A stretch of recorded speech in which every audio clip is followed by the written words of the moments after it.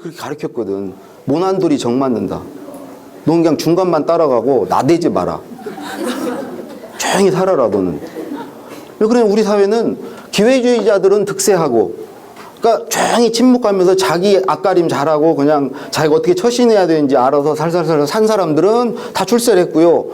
뭔가 이렇게 보고 이건 문제인지 아니냐고 이렇게 물어보는 사람들 있죠. 이유 있다고 그러고 이런 사람들은 다 잘렸어요. 다 거세당했어. 그런 사람들이 역사에서 다 죽었어요.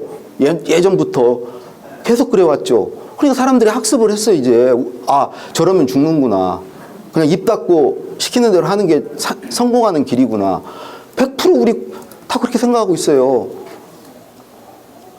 그런데 이렇게 살아온 결과로 우리 국민들의 이 창의력, 상상력 이런 거 빵점이에요. 올 때까지 다 왔어요. 우리 경제. 더 이상 이 사람의 생각은요. 사람의 생각은 말을 하고 글을 써야 발전해요. 만들어져요. 그건 틀림없어요. 왜 그러냐면 예를 들어서 여기 지금 나를 발견한 글쓰기인데 내가 누구냐 할 때 나는요. 생긴 거 하고 외모죠. 그 다음에 내 안에 들어있는 내 생각, 느낌, 나의 무슨 뭐 견해건 입장이건 뭐 그런 거와 두 가지가 있는 거죠. 나는. 어떤 사람은 생긴 걸 가지고 그 사람이 그렇다고 그러고 어떤 사람은 그 사람의 생각이나 가치관, 세계관, 어떤 감정 이런 걸 가지고 그 사람이 그 사람이라고 하죠. 그런데요, 자기 생김새 우선 보면 자기 얼굴을 자기가 직접 본 사람 있습니까? 그건 죽지 않고는 못 봐요. 그 유체 이탈해서 위에서 봐야지 자기 얼굴을 자기는 못 봐요. 어떻게 보냐? 거울을 통해서 봐요. 그 다음에 남들이 너 어떻게 생겼다고 그러니까 그런 줄 알아요. 자기가 자기는 몰라요. 그래서 비로소 내가 어떻게 생긴지를 아는 거예요. 어찌 보면 관계 속에서 타자를 빌어서 내가 어떻게 생겼는지를 아는 거죠.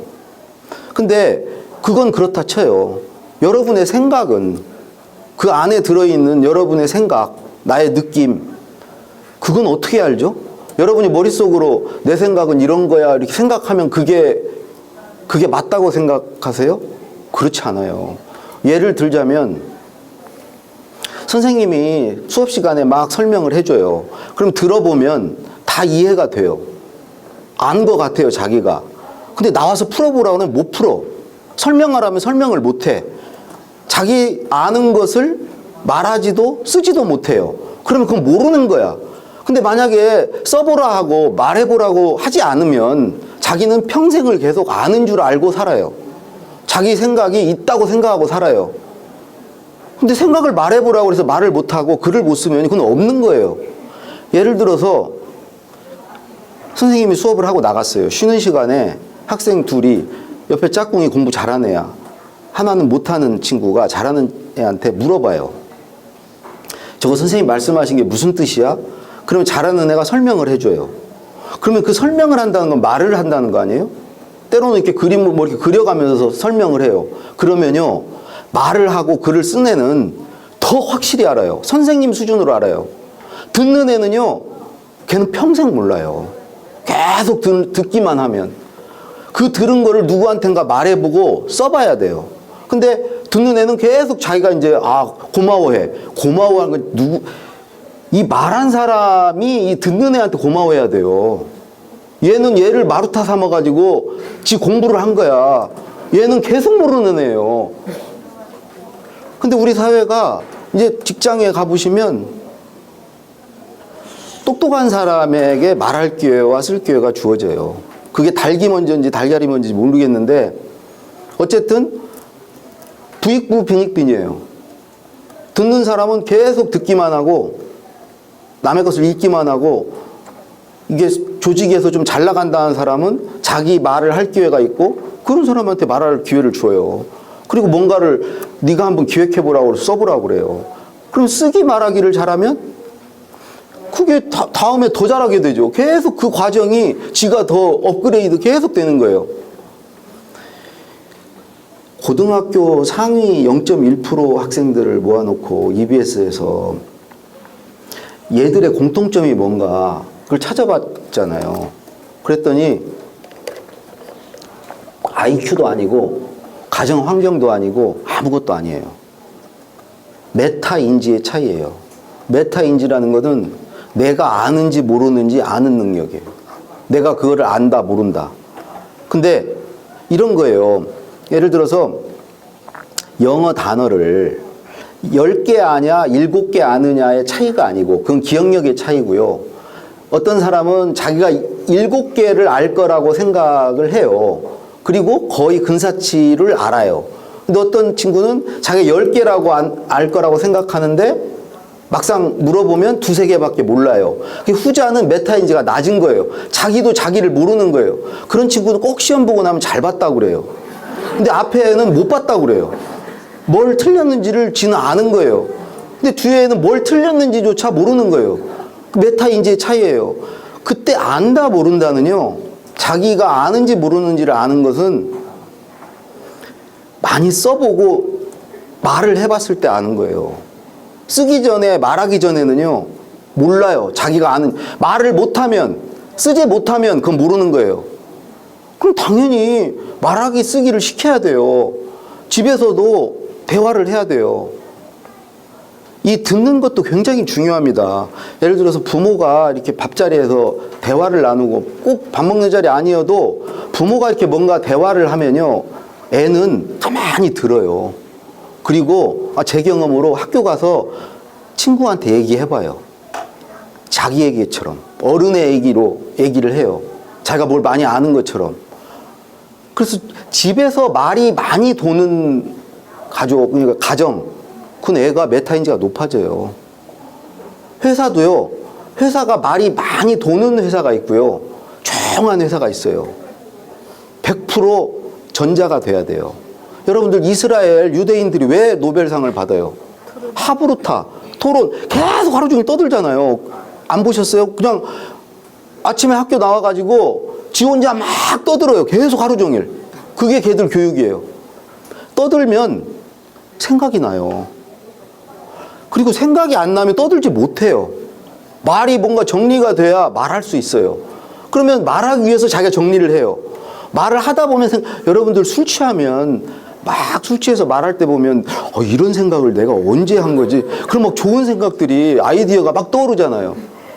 그게 평소에는 여러분들 이 무의식에서 가지고 있는 생각들을 의식이 계속 검열을 하니까 올라오질 못하는 거예요.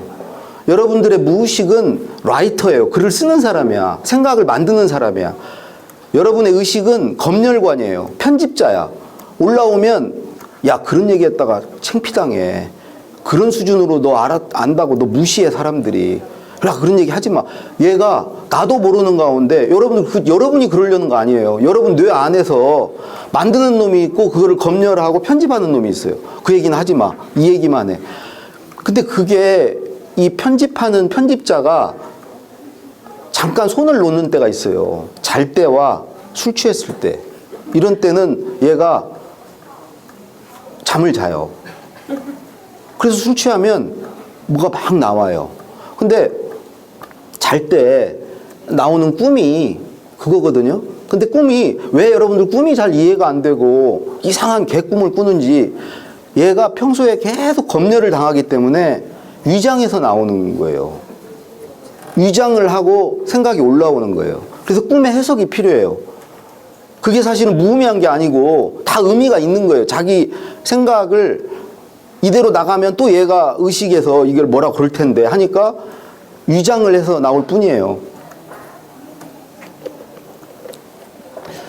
근데 저는 이 무의식이 있다는 이제 그 제 경험을 좀 말씀을 드리고 이거는 공평하게 누구나 있어요. 공평하게 있고 이거를 누가 잘 이걸 뽑아 올리느냐 그 차이라고 저는 생각을 하는데 그런 그 환경을 자녀에게건 자기 스스로에게건 만들어 줘야 된다고 생각을 해요. 그게 뭐냐면 여러분 뭐 생각을 만들려고 하고 글을 쓰거나 할 때 생각이 안 나고 글이 안 써지면요 거기서 끙끙대지 마시고 누군가를 찾아가서 얘기를 해보세요.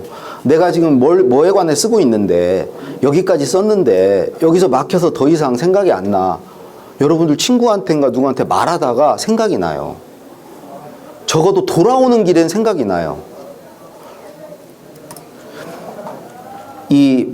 제가 대통령이나 옛날 회장 모실 때 가보면 꼭 그 자리에 불려가면 물어보면 답을 못해요.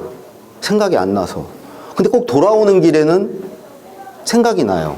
아, 이 얘기 했으면 됐는데. 여러분이 생각이 없어서 답을 못한 게 아니고 그 순간에 여러 가지 지금 생각이 있어요. 근데 그걸 길어 올리지 못하는 게 막 방해를 받는 거야.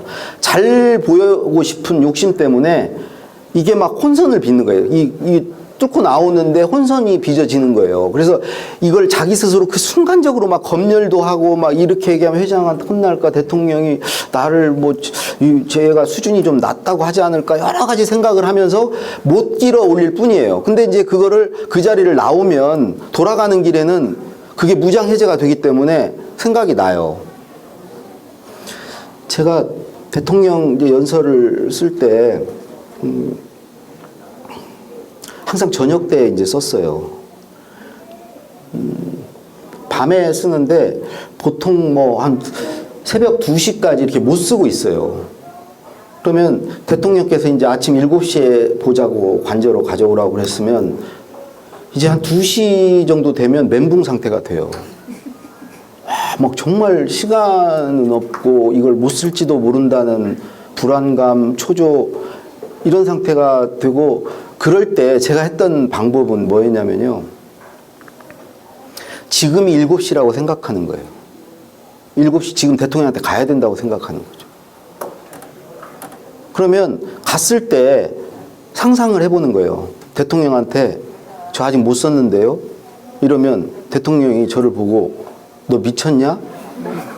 그러시거나 뭘 집어 던지시거나 그럴 일은 없지만 어쨌든 대통령의 그 표정을 상상하는 것만으로도 공포감이 확 밀려와요.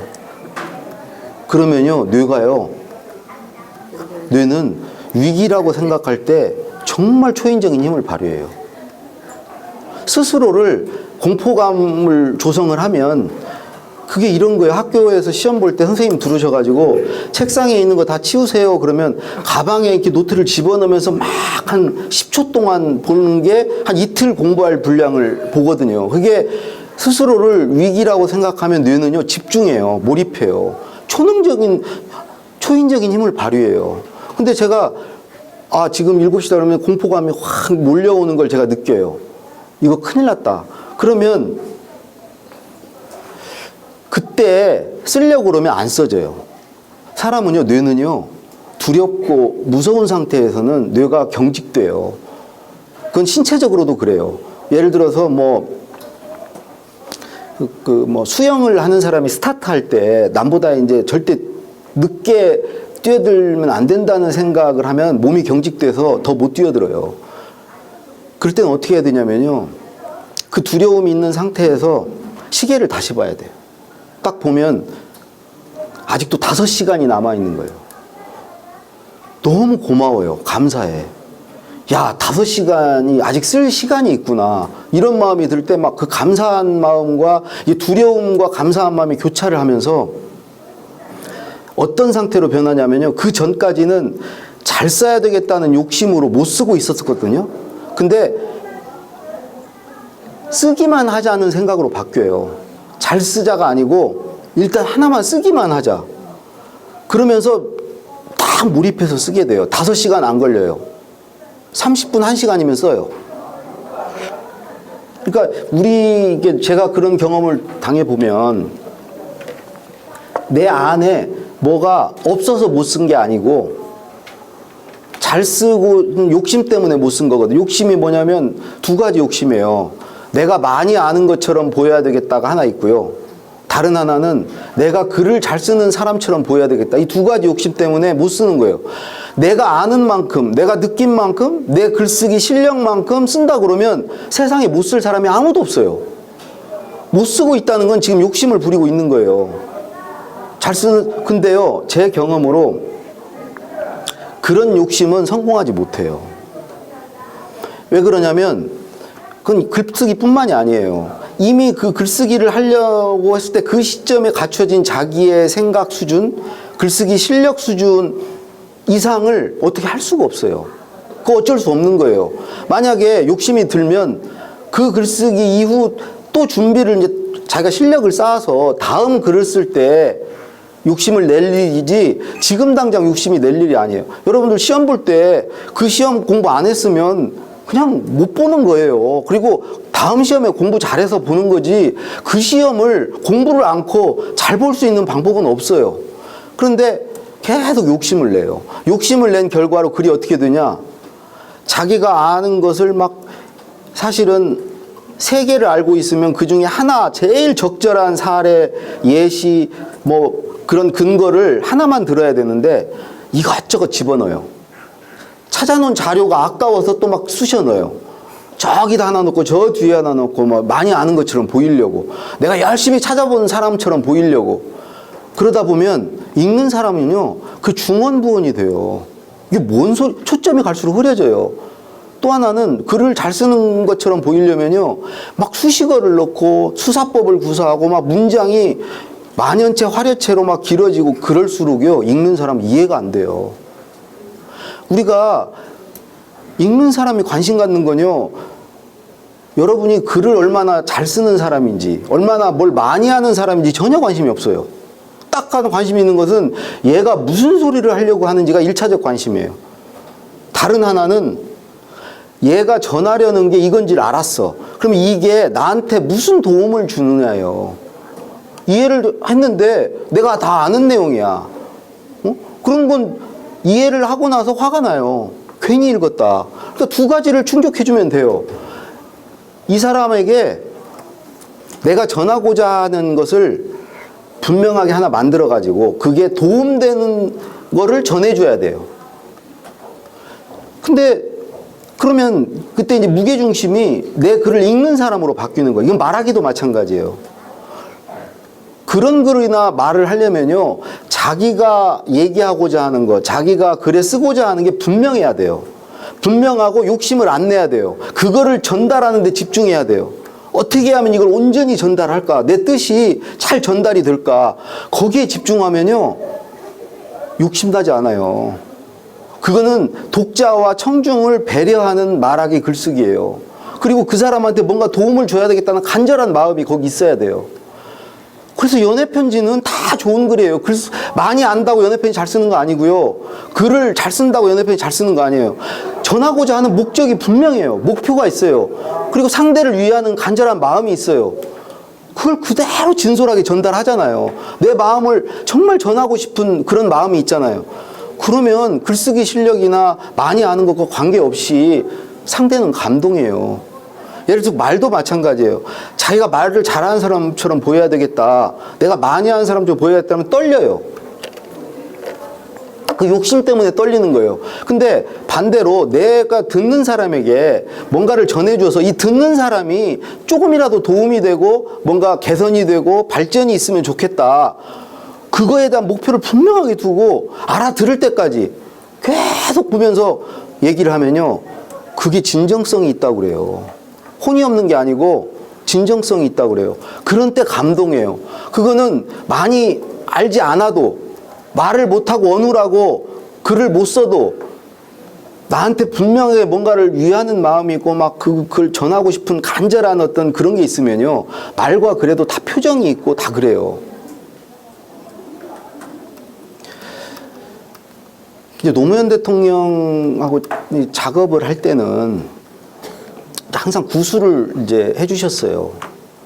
모든 걸 다 하지는 않지만 중요한 것은 부르셨어요. 그래가지고 본인의 생각을 쭉 얘기를 하셨어요. 이러이러한 내용을 담아달라고. 그러면 대통령이 생각이 다 정리돼서 저를 부른 거 아니에요. 정리하기 위해서 부른 거예요. 여러분들 생각이 정리돼서 글 쓰는 거 아니에요. 글 쓰다 보면 생각이 정리돼요. 글쓰기는요 말하기도 그렇고 어린애들 블록 맞추는 것 같은 거예요. 어린애들이 무슨 설계도를 딱 그려놓고 자동차나 집을 만들지 않아요. 이것저것 막 끼워보다 보면 얼추 이게 모양이 만들어져요. 글쓰기 말하기는 결국은 예를 들어서 여러분들 낱말 퀴즈 같은 거 맞출 때요. 가로, 세로 이렇게 칸 채우는 거. 그럴 때는 뭐부터 해요? 제일 아는 것부터 쓰잖아요. 그래서 칸이 대충 채워지면 나중에 이제 빈 칸은 모르는데도 채워져요. 그죠? 위아래로 이렇게 돼가지고 알게 돼요. 글쓰기는 정말 그런 과정이에요. 근데 여러분들 되게 글을 쓰라고 그러면 뭐 생각을 정리한다고 그래요. 그 다음에 뭐 개요를 짠다고 그래요. 그거 지금 글쓰기가 두려워서 그러는 거예요. 여러분들 시험 뭐 앞두고 책상 정리하는 거나 똑같아요. 공부를 해야지 왜 책상을 정리하고 있어요. 그 다음에 무슨 막 시간표를 막 짜요. 오늘은 그 시간표대로 한 사람 아무도 없잖아요. 그게 글쓰기 뭐 개요 짜고 뭐 생각을 정리한다는 사고나 똑같아요. 글은요, 그거를 써야 된다는 압박을 느낄 때가 제일 불안하고 초조해요. 동트기 전이 제일 어두워요. 막상 한 줄을 쓰고 나면 그때부터 비로소 글쓰기가 쉬워져요. 뭘 써야 된다고 생각하시면 이 낱말 맞추기 할 때 아는 단어부터 거기다 칸을 채우듯이 그냥 생각나는 거를 한 줄 쓰세요. 첫 줄부터 쓰려고 하시지 말고. 그리고요, 제발 이 쓰기와, 그러니까 자기 생각을 뽑아내고 그 생각을 문장으로 만들고 그 문장에 맞는 단어를 찾고 그걸 또 논리적으로 순서를 정해서 문장을 전개하고 그 다음에 또 독자가 어떻게 읽을까 그것까지도 염두에 두면서 쓰는 것은요, 우리 뇌가 그런 식으로 동시다발적으로 일 처리를 못해요. 전혀 안 돼요. 그래서 여러분들 글쓰기가 어려운 거예요. 하나씩 하세요. 하나씩. 생각을 뽑아낼 때는 생각만 뽑아내세요. 그 다음에 뽑아낸 생각, 그 생각은요, 문장도 안 되고 막 단어도 엉망이고 그런 거죠. 근데 생각을 뽑아내는 게 중요한 거예요. 그걸 뽑아내놓고 그 다음에 문장을 한번 만들어 고쳐보시고 그래도 문장 안에 쓰여진 단어를 바꿔보시고 그 다음에 문장의 순서대로 한번 이리저리 맞춰보시고 그 다음에 나중에 독자의 입장이 돼서 퇴고를 해보시고 이렇게 하나씩 하면 글쓰기가 재밌어요. 근데 이거를 머릿속으로 썼다 지웠다 하면서 막 동시다발적으로 이걸 다 하려니까 머리가 쥐가 나는 거예요. 절대 멀티태스킹이 안 돼요, 우리 뇌가. 근데 하나씩 하는 것은 단계적으로 하나씩 해나가면요, 훨씬 그거는 재밌는 작업이에요.